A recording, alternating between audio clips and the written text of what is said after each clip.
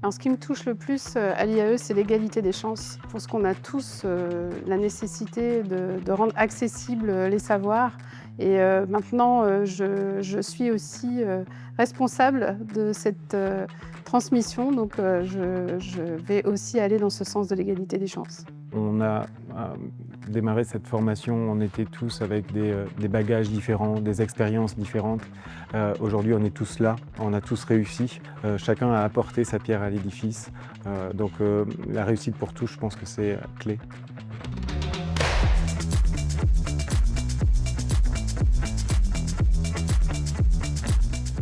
Alors j'ai choisi, l'IAE Paris-Sorbonne, d'abord pour, la qualité, des enseignements, le fait que ce soit une université publique, ça correspondait bien aux besoins que j'avais de pouvoir, allier, la vie professionnelle et la vie personnelle.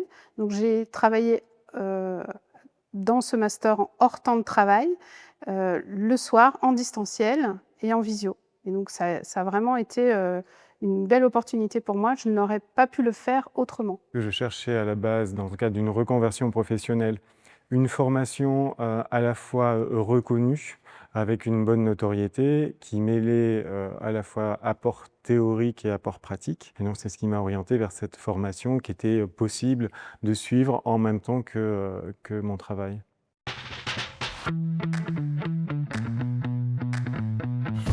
Alors j'ai un bilan très positif de cette formation. Je venais chercher à la fois, bien sûr, des exemples, des situations, mais aussi des éléments qui me permettent d'être critique, d'avoir moi-même des solutions à envisager. Un apport théorique également, et c'est finalement l'essence même de cette formation qui mêle à la fois universitaire et professionnel, qui a fait que je me suis pleinement épanoui dans cette formation. Alors le point fort pour moi, c'était, les travaux de groupe qui ont permis, vraiment d'approfondir ensemble les choses, sur les questions RH et RSE.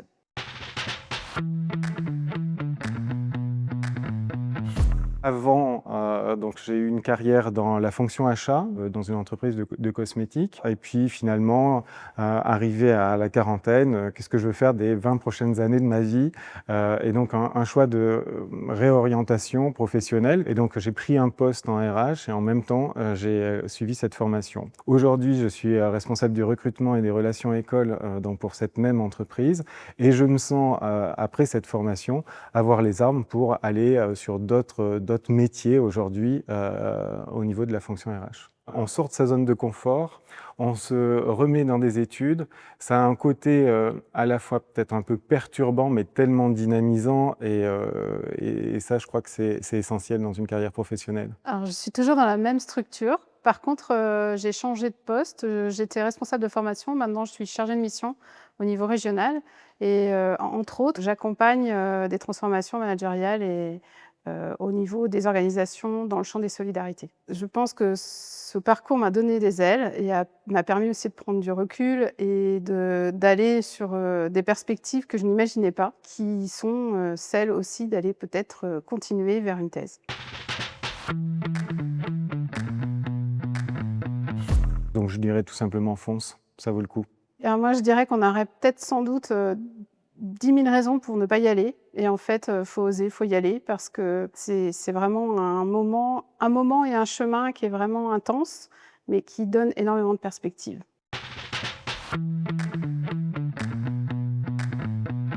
Moi, le souvenir, bah, il y en a plein bien sûr, mais je pense que c'est aujourd'hui que je suis en train de me le créer, le souvenir. C'est d'être à la Sorbonne, c'est d'être, ici avec, tous mes collègues de promotion et la famille et je pense que c'est tout un chemin, c'est tout plein de souvenirs, mais celui-là quand même, il est assez fort pour nous tous.